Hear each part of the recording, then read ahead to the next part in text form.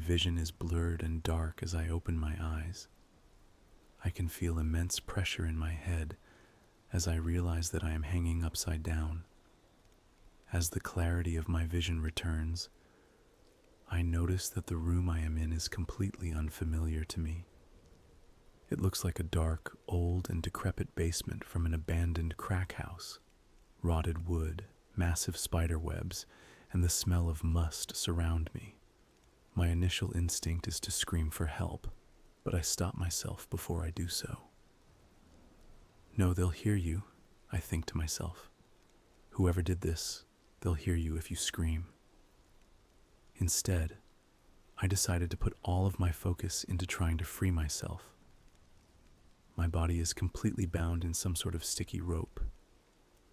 I can hear the sounds of cracking as it separates and re-sticks as I wiggle around. Whatever this stuff is, there is no freeing myself from it. I begin to panic as claustrophobia begins to set in. The idea of being bound and immobilized has always been a terrifying thought for me. The pressure of the blood rushing to my head from hanging upside down for so long soon begins to affect me. My vision starts to go blurry again, and the weight on my lungs begins to strain my breathing.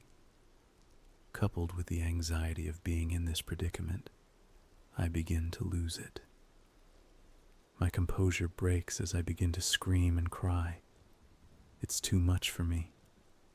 Even if it means some psychopath comes and finishes me off, I can't stay like this any longer.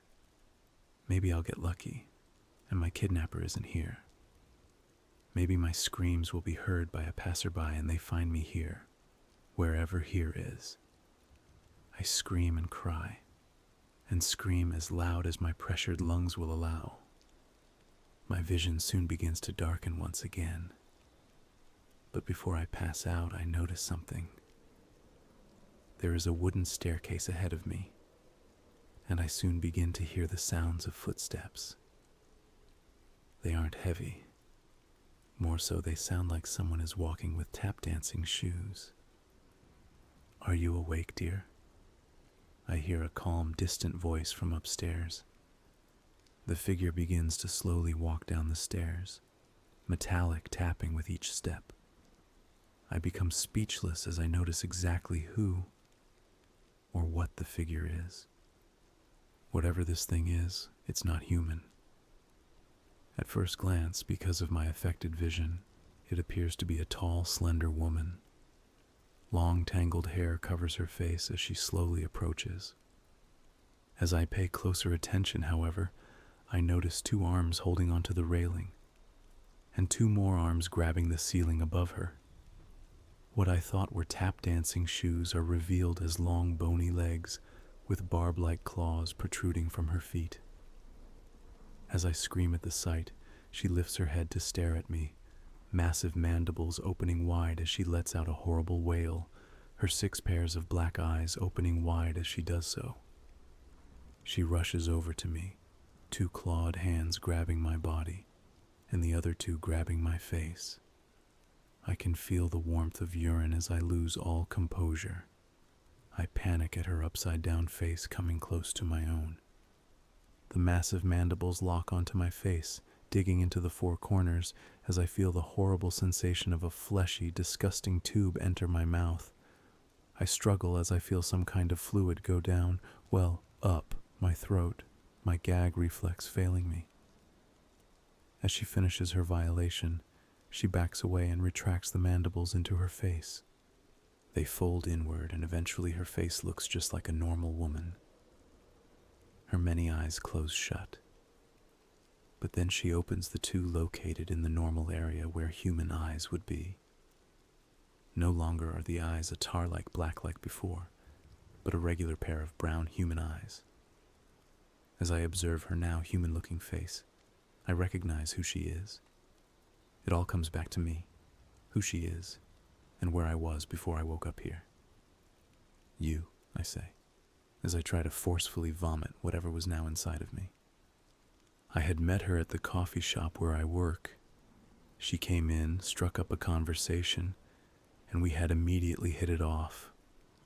By the end of the night, I found myself at her apartment and in her bed. I remember after we did the deed, I began to get lightheaded. I went to the bathroom and splashed water on my face. As I stared at my reflection, my vision went dark and I passed out right then and there. That was the last thing I remembered before I woke up, hanging upside down by what I previously thought was rope, but am now convinced is some kind of webbing. "Hello, dear," she says in a calm and relaxed tone. "Thank you so much for such a wonderful time." She turns around, folding her extra arms behind her back, and retracts her claws into her fingers. As she walks back up the stairs, she stops and says one last thing. "I know you'll take good care of them. I'm so happy I met you.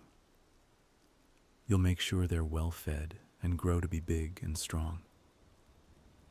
Every horrible possibility of what she meant races through my mind. I begin to panic once again, screaming and crying out for someone, anyone, to help. I soon begin to feel something in my stomach. Oh no. I cry out loud. The pain is excruciating and it feels like something is tearing me up from inside. I scream as loud as I can and I feel bile coming from my throat pouring onto the floor. Almost immediately, I pass out and awaken in a bed. I sit up quickly and realize I'm in my room, in my bed. I begin to sob as I realize that it was all a horrible dream. I walk into my bathroom and splash water on my face. I stare at my reflection and realize I look like absolute shit. My complexion is pale like a corpse, and the rings under my eyes add to that comparison. Suddenly, I gag and bile expels from my mouth. The pain is unlike anything else. I grab my abdomen reflexively and notice something odd. I feel around with my hands and realize there are dozens of tiny lumps. They are moving around, under my skin, inside my body. I scream and scream as they move their way up my body until they reach my throat. Soon after, dozens of bird-sized spiders emerge from my mouth as their sharp clawed feet scratch the inside of my throat as they climb their way out. I try to scream, but my voice is blocked as one after the other, these small monsters are birthed from my esophagus. Once again, I pass out from the pain, the panic, and the exhaustion. I awake, still on the bathroom floor. The lights are still on and I feel all around my body. I feel skinny, like all of the fat and muscle has been sucked out of me. I am barely strong enough to stand, but I somehow muster the strength to use the bathroom sink to pick myself up. In my reflection, I notice that I look even worse than before. I'm even paler, but now black liquid stains my mouth, chin, and chest. I hear shuffling come from my bedroom, and I slowly approach the door. Shaking, I open it, and the shock of what I see leaves me speechless. All around the room, there are children, small, normal-looking toddlers, completely naked and covered in black slime, sit and stand all around the room. I have no words. I have no idea what to do. I try to speak, but only a small peep comes out. As soon as they hear the sounds of my words failing to come out, they focus their attention on me. There's an uneasy silence as I stare at them, and they stare at me. Suddenly, 4 more sets of eyes open wide as they all let out high-pitched shrieks, their mouths opening wide to reveal horrible-looking mandibles. They rush over to me, and I scream as they latch on.